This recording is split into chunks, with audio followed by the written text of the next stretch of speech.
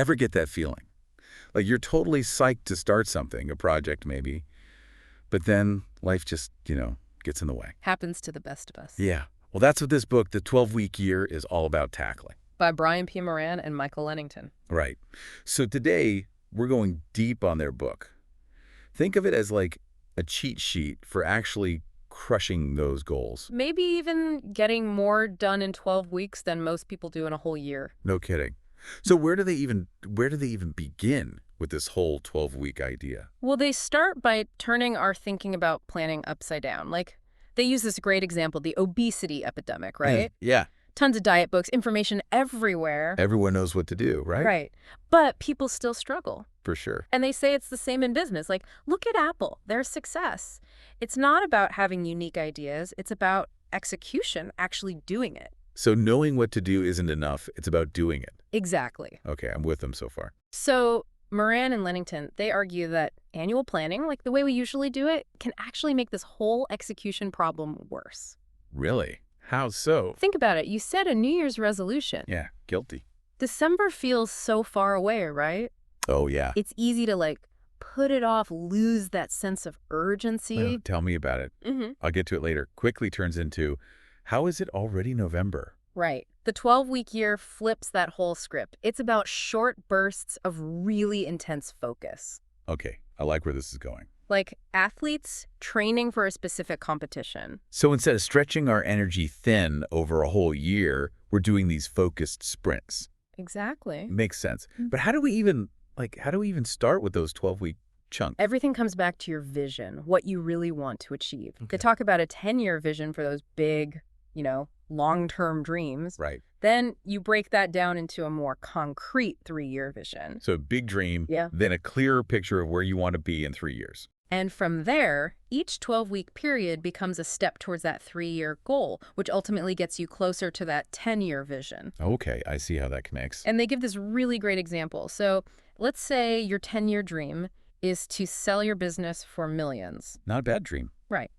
Maybe your 3-year vision is to increase the business's value to make that happen. So a 12-week goal could be landing, say, $110,000 in new business. Wow, okay, so it's not just someday I'll be rich. It's concrete actions now. Exactly. Love it. And that's key to staying motivated. For sure. But even with the best plan, life happens. Yeah. How do we stay on track when things get, messy? That's where the book introduces these controls. They're like tools to keep you consistent. Controls, huh? Okay. Lay it on me. What are we talking about? Think of it like this. You've got weekly plans, kind of like a roadmap for the week, and accountability meetings. Okay, so break those down for me. How do those work together? Your weekly plan, that's where you take those big 12-week goals and break them into smaller, super specific actions for each week. Okay, that makes sense. Bite-sized pieces, right? Exactly. Now, the accountability meeting, this is where you bring in someone to help you stay on track. Oh, like a coach or something. Kind of, yeah. It could be a colleague, a mentor, even just a friend. The point is they keep you honest. They help you stay accountable. They shared this statistic about heart disease patients. Oh. The ones with group support, they were way more likely to make positive lifestyle changes, stick with their plan. Interesting. So it's like having a cheerleader and a coach all in one. Exactly. Someone to celebrate those wins with and keep you focused when things get tough. Makes sense. But it's not just about feeling good, right? We need to actually see results. Absolutely. The book is big on measuring your progress using lead and lag indicators. Lead and lag indicators. Okay, remind me what those are again. Think of it like this. Say your goal is to launch a website for your business.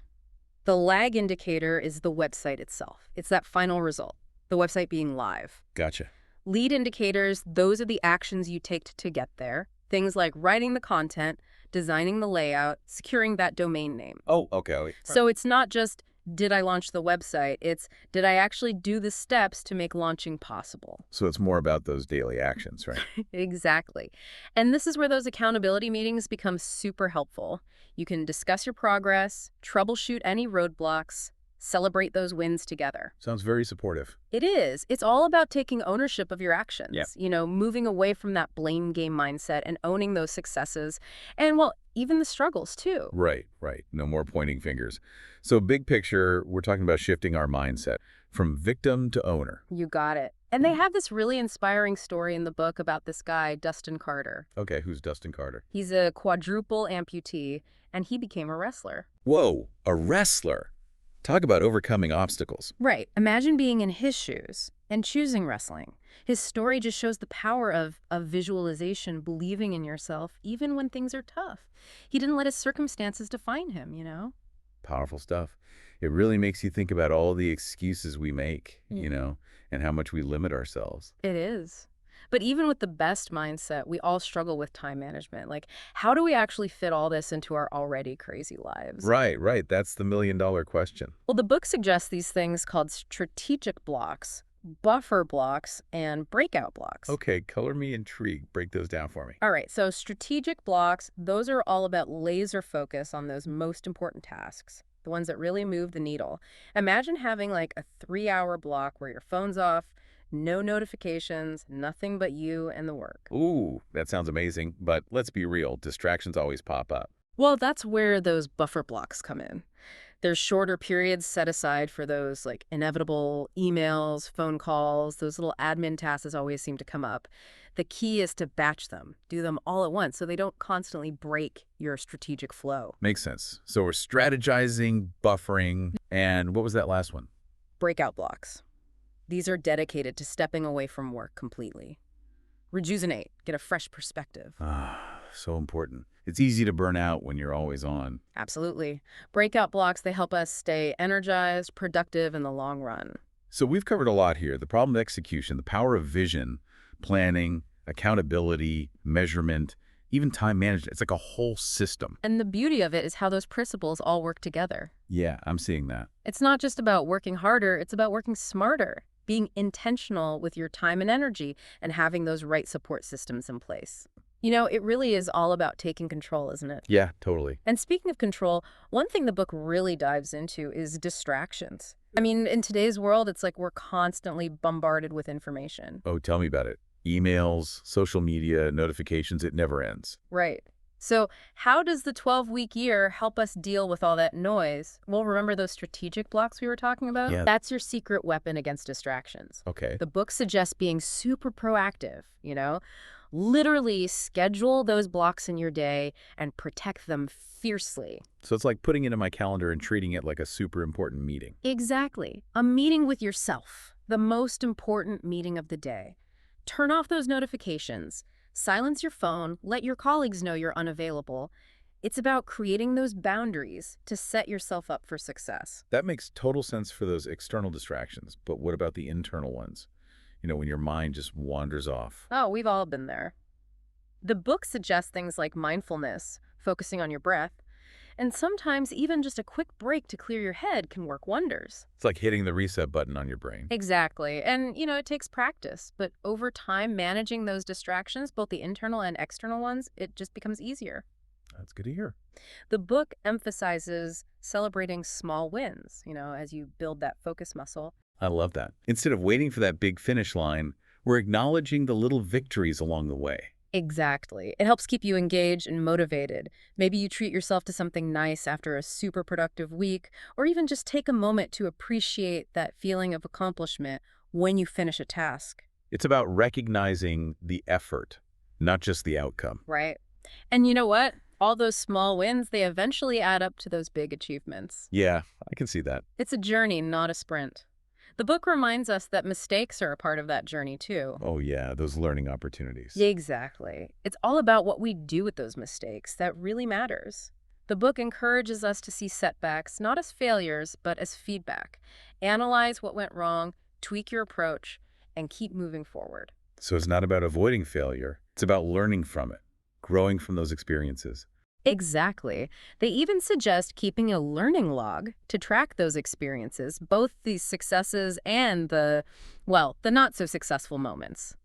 Think of it as turning your experiences into data so you can make more informed decisions next time. That's pretty clever. Turning those oops moments into valuable insights. Right. It's about becoming more self-aware, understanding your strengths and weaknesses, constantly looking for ways to improve.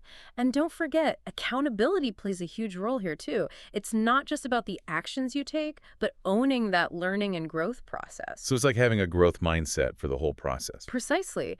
And what really impressed me was how the book doesn't just talk about theory, it actually gives you concrete tools to put it all into practice. Oh, like what? They have templates, worksheets, step-by-step guides. They even share stories about real people who have successfully used this system in different areas of their lives. It's like they've given us the cheat codes for success. In a way, yeah. They've laid it all out for you, ready to be adapted to your own unique goals and circumstances. That's why I think this whole deep dive is so valuable. It's really empowering, taking control of your time, your energy, and ultimately those results you're working towards. Absolutely. It's about reaching your full potential, realizing you have the power to make things happen. This has been so insightful, but I know our listeners are probably eager to hear your final takeaways from this deep dive into the 12-week year. What's been swirling around in your head as we've been talking about all this? You know, this idea of intentional living keeps popping up for me. Intentional living. How do you connect that to the 12-week year? Well, for me, it's about making conscious choices that align with your values and those big goals you're aiming for. It's about being deliberate with your time, your energy, your attention. It's about shifting from constantly reacting to things to actively shaping your life. Moving from autopilot to being the pilot, so to speak. Exactly. The 12-week year helps you define that vision, set clear goals, and create a plan to get there. It reminds you that you're the architect of your own life. That's such a powerful concept. You're not just letting life happen. You're creating the life you want. Exactly. And as I've been reflecting on all this, a question keeps coming up, and I think it's an important one for all our listeners to consider. What is one area of your life where you could benefit from a 12-week plan? Oh, that's a great question. It really encourages our listeners to get specific and start thinking about how they can apply this to their own lives. Right. It's a call to action. So think about it. What's a small, achievable action you can take today to start implementing this system? Remember, even small steps, when you take them consistently, can lead to massive changes. It's about taking those big ideas and putting them into action. Exactly. It's time to stop dreaming and start doing. It's funny, we've been talking a lot about these goals, right? Yeah. But it feels like the 12-week year, it's about more than just like checking things off a list. Oh, absolutely. It's about personal growth, too. Right. You become more disciplined, focused, accountable. Those are qualities that help you in every part of your life. Totally. It's like leveling up as a person. The book even talks about building, what is it, self-efficacy. Yeah, self-efficacy, believing in your ability to actually get things done. Which has to do wonders for your confidence. Huge, yeah. It's not just trusting your abilities, it's trusting the process, too. Knowing you have the tools to overcome those challenges and succeed. I like that. And speaking of challenges, Yeah. one thing the book really tackles head on is the fear of failure. It's something that holds so many people back. Oh, for sure. Fear can be totally paralyzing. How does the 12-week year help us break through that? Well, one way is that breakdown we've been talking about. You know, those big goals get broken down into smaller, much more manageable steps. Right. So instead of this like massive mountain, it's a series of hills you can climb one at a time. I love that analogy. It makes those big dreams feel less intimidating. Right. And the book reminds us to celebrate every win along the way. Like every step forward, no matter how small, it's a victory. It shifts the focus from the end goal to the journey itself. Yeah, it's not just about getting to the destination. It's about enjoying the ride. Exactly. And even when there are bumps in the road, the book encourages us to, reframe failure. How so? See it as a learning opportunity, not the end of the world. There's that growth mindset again. Mistakes are inevitable. It's really all about what we learn from them. Right. And the 12-week year gives you a structure for that. Those weekly accountability meetings, they become a space to reflect on those challenges, analyze what happened, and figure out how to do better next time. Turning those oops moments into valuable lessons. I like it. Exactly. And remember, you don't have to go it alone. Having those accountability partners, that's crucial. Yeah, for sure. They offer support, encouragement, and sometimes, just that little push we all need to keep going. It's about surrounding yourself with people who believe in you, right? Yeah. People who want to see you succeed. As we wrap up this deep dive into the 12-week year, this one idea keeps coming back to me, potential. Interesting. We all have it. Yeah. But so often it just stays, untapped. What do you think holds us back? Lots of things, honestly. fear, self-doubt, procrastination, maybe lack of clarity, structure, or not having the right support. But the 12-week year, it addresses all that. So it gives you the roadmap, the tools, that framework to actually unlock that potential and achieve those incredible things. It's about taking ownership, setting ambitious goals, and taking consistent action. It's about embracing the journey, learning from those experiences, and celebrating those wins along the way. It's about becoming the best version of yourself. What a powerful message to end on. It really is. And on the deep dive, we always say it's not just about the information, it's about what you actually do with it. So listeners, we challenge you to take action. Don't let this be another podcast you listen to and forget. Choose one area of your life you want to improve. Set a specific 12-week goal. Share it with someone who will hold you accountable. And get started. Remember, even small, consistent steps can lead to incredible results. The 12-week year is a powerful tool for change, but it's up to each of us to use it. Create the life you want. Thanks for joining us on this deep dive into the 12-week year. And until next time, keep diving deep.